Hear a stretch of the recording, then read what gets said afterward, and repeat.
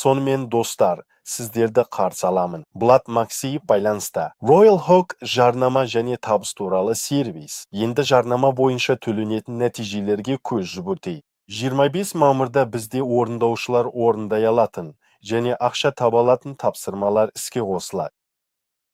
Оған дейін бізде жарнама тек видео форматында жұмыс істейді. Адамдар видеоларды көре алады, арналарға жазыла алады, немесе қандай да бір чаттарға жазылып, сол үшін ақша таба алады. Бұл жағдайда мен өз арнама 600 көрсетілімге тапсырыс бердім.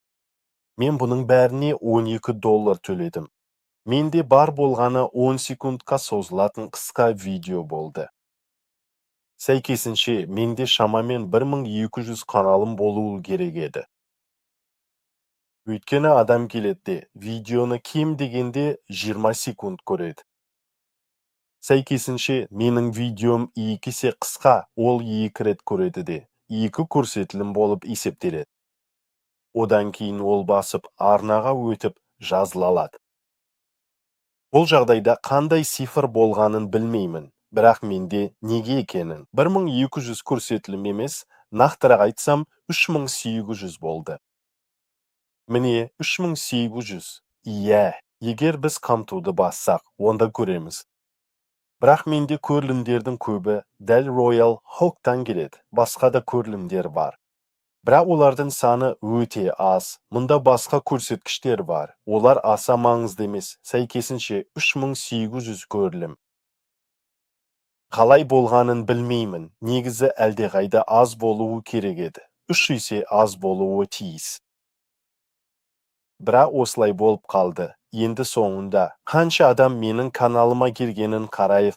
Қазір менде 216 адам.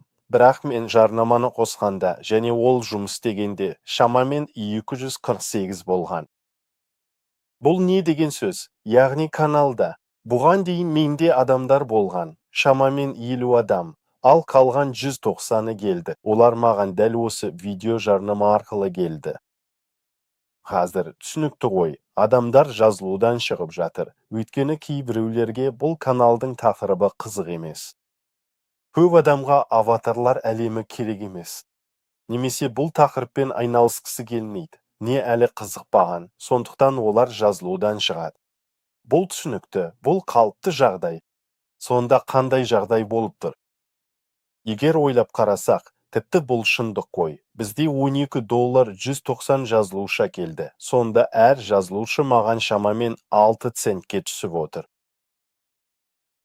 Яғни $1 емес, 60 цент емес, дәл 6 цент. Бұл негізі жаман нәтиже емес, біз осы жағдайда көріп отырғанымыздай. Қазір алып санасам да бағасы аз болады. 216. Шамамен 50 адам. Менде бұл бұрын болған. Ал 166 келгеннің өзінде де есептейік. Солай ма? Шын мәнінде көбірек келді. Біз 12-ні 166-ға бөліп, негізінен 7 цент аламыз. 7 цент бұл принцип бойынша онша жаман емес. Ендеше үлкен сомаға бағдарлайық? Иә. Яғни жазылушылар саны бойынша. Сондықтан осындай нәтижелер, құрметті достар. Дәл сатылымға конверсия тұрғысынан айту қиын, өйткені мен аса.